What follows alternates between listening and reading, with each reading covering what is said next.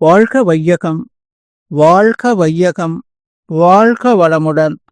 அருளாசன் அருள் தந்தை வேதாத்ரி மகரிஷி அவர்களும் ஒட்டுமொத்த மகான்களும் இறைநிலையும் என்னுள் சூக்குமமாக எழுந்தருளி இன்றைய நாள்காட்டி வரிகளுக்கான கவிவரிகளையும் அதற்கான விளக்கத்தையும் சிறப்பிக்க வேண்டுமாய் சங்கல்பம் மேற்கொள்கிறேன்.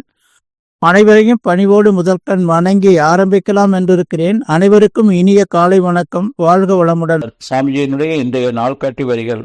அறிவு முழுமை எய்தும் போது உலகம் ஒரே குடும்பமாக தோன்றும் என்று சாமிஜி இந்த நாள்காட்டி வரிகள் கொடுத்திருக்காங்க. இதற்கான கவிதை வரிகள். உயிரறிந்தால் அறிவறியும் உண்மை தோன்றும், உலகமெல்லாம் உயிருக்குள் இருக்க காணும், உயிரறிந்த அறிவாலை உலகை நோக்க உயர்வு தாழ்விலா சமநிலை சித்திக்கும், உயிரறிய அறிவு நிலை மாயையாகும், ஒப்பற்ற உயிரறிய ஞானமாகும் என்று சாமிஜி இந்த கவிதை வரிகள் கொடுத்திருக்கிறாங்க. பாரதியார் சொல்லும் போது, காக்கைக்குருவி எங்கள் ஜாதி, நீல் கடலும் மலையும் எங்கள் கூட்டம் என்று சொல்றாங்க. நாம வரிகள் என்ன கொடுத்திருக்காங்க சாமிஜி? அறிவு முழுமை எய்தும் போது உலகம் ஒரே குடும்பமாக தோன்றும். நாம இந்த கிடைத்திருக்கிற இந்த மனித பிறப்பு கிடைத்திருக்குது.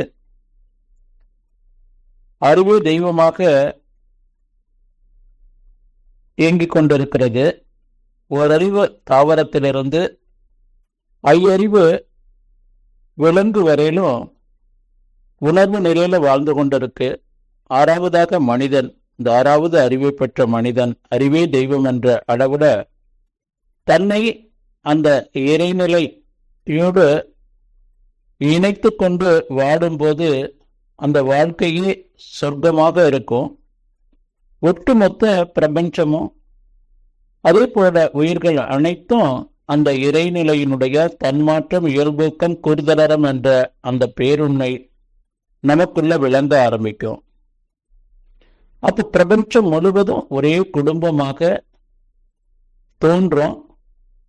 எந்த ஒரு ஜீவராசிகளுக்குள்ளும் எந்த ஒரு மனிதர்களுக்குள்ளும் இருக்கக்கூடிய அந்த ஒரு துளி ஆற்றல், ஒரு துளி அறிவு, அந்த இறைநிலையே அந்த பூரணமே என்பதை உணர்ந்து வாழக்கூடிய அந்த பேருண்மை நமக்குள்ள விளங்க ஆரம்பிக்கும்.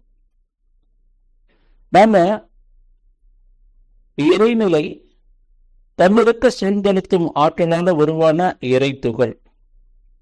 அந்த இறை துகளினுடைய மத்தியில இறைநிலை, சூழ்ந்து இறைநிலை, மத்தியில் இருக்கக்கூடியது விளக்கும் ஆற்றலாகவும் சூழ்ந்திருக்கக்கூடியது சூழ்ந்து அழைத்தும் ஆற்றலாகவும் அந்த இறை துகள் இறைநிலையிலிருந்து உருவான அந்த இறை துகளை அந்த சுத்தவெளியே இயக்கி கொண்டிருக்கு. அந்த இறை துகள் இந்த பிரபஞ்சம் முழுவதும் கோடான கோடி சூரிய குடும்பங்களாக உருவாயிருக்கிறது. 2 விண்கூட்டங்கள் இணையும் போது அது காற்றாக, 3 இணையும் போது நெருப்பாக, 4 இணையும் போது நீராக, 5 இணையும் போது கெட்டி தன்மையுள்ள மண்ணாகவும், பெரிய பாறைகளிலிருந்து பேரணுக்கள் பல இணைந்து ஒன்று கூடி இயங்கும் போது அணுக்களின் கரைசலால் ஏற்படும் காந்த மூலம் இறை துகள்கள் சுழன்று வரும்போது அந்த சுழற்சியில் உருவத்தின் மையப்பகுதியில் ஏற்படும் திணிவு கருமையமாக மாறி அந்த உருவத்தின் மையப்பகுதியில் அமைந்து விடுகிறது. இதுதான் ஆன்மா எனப்படும் மறைபொருளாகும். இதை தாங்கி இருக்கும் உருவம் ஜீவ இனம் எனப்படுகிறது என்று சுவாமிஜி இறைநிலை தவத்தில் கொடுத்திருக்காங்க. அந்த இறை நிலையை பஞ்சபூதங்களாக்கி அந்த திணிவுல ஓரறிவு தாவரமாகி அப்படியே படிப்படியாக புழு, எறும்பு, பாம்பு, விலங்கு, அந்த விலங்கின வித்திலிருந்து தோன்றியவன் தான் அந்த முதல் மனிதன். இன்று பிறக்கக்கூடிய இந்த குழந்தை வரை ஒட்டு மொத்தமும் அந்த இறைநிலையினுடைய தன்மாற்றம் இயல்பூக்கம் கூறுதலரம் என்ற அந்த ஞான நிலை பெற்றவர்கள் அனைவரும் இன்றும் புகழுடம்போடு வாழ்ந்து கொண்டிருக்கிறாங்க. நான் இதையே எங்க சொல்ல வர அப்படின்னு சொன்னா, சாமிஜி யார் ஒருத்தருக்கு அந்த பூரணத்தோடு இணைந்து தவம், மௌனம், தற்சோதனை, குணநலம் என்ற அந்த பேற்றை பெறுகிறார்களோ அவர்களுடைய அந்த ஞான நிலை அவர்களை முழுமைப்படுத்தும். ஒட்டுமொத்த இந்த பிரபஞ்சம் முழுவதும் ஒரே குடும்பமாக தோன்றும். இறைநிலை தவத்துல சாமிஜி இறுதியாக சொல்றாங்க, நாள் தவறாமல் இந்த தவத்தை இயற்றி வந்தால் இறைநிலையே பிரபஞ்சமாக தன்மாற்ற பெற்ற பேருண்மையும் அதுவே தானுமாக இருக்கக்கூடிய காட்சியும் அகத்தினர்வாகவே நிலைத்துவிடும்.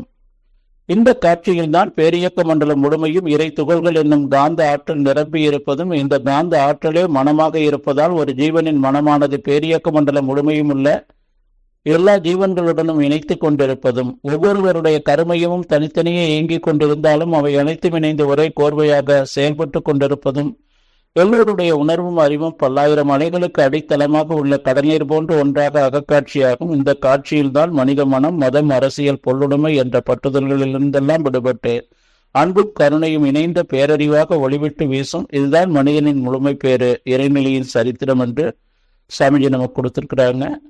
இந்த நிலையில உயர்ந்து வாழணுங்க. நன்றியுடன் வேலை செய்து கொண்ட இன்றைய சிந்தனையை வாழ்க வளமுடன், வாழ்க வளமுடன், வாழ்க வளமுடன்.